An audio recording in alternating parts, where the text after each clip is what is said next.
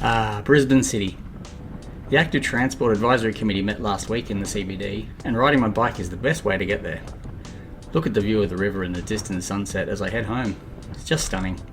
Of course, living in the western suburbs, I'm fortunate to have the Bicentennial Bikeway and Centenary Bikeway, meaning most of my ride is on completely separated infrastructure.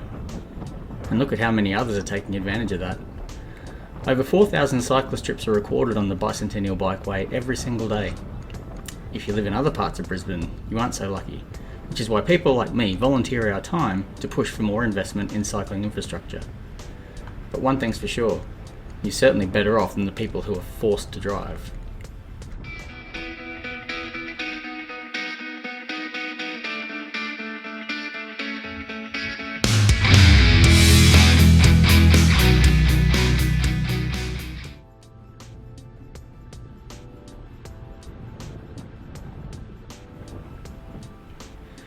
This is the Western Freeway, just after 5 PM. There's no crash or specific incident, this is just heavy peak hour traffic. Even me, a slowpoke, making my way up this hill, I'm easily passing the almost stationary traffic. Although you can't see it on camera, a good number of these vehicles are just carrying their driver. According to Charting Transport, using Australian Bureau of Statistics census data, the average occupancy for cars driving to and from work in Brisbane is about 1.08. So the vast majority of cars are only carrying a driver at this time of day. Look at that beautiful pink sky. I'm not sure the motorists were enjoying it. In 2015, the Legacy Way tunnel was opened between the Western Freeway and the Inner City Bypass.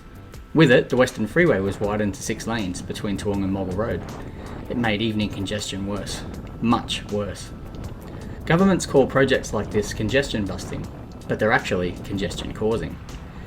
Because of the traffic, the speed limit is reduced to 60 kilometers per hour, but I think most of the drivers would be loving getting anywhere near that speed.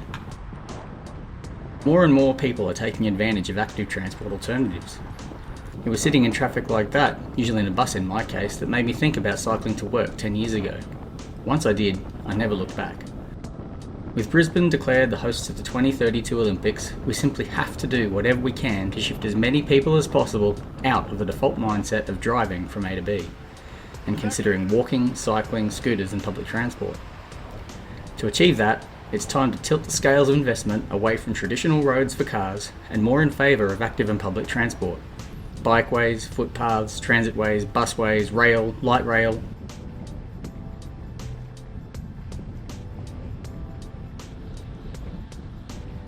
I wonder how many people staring at the brake lights in front of them are thinking about their choice to drive.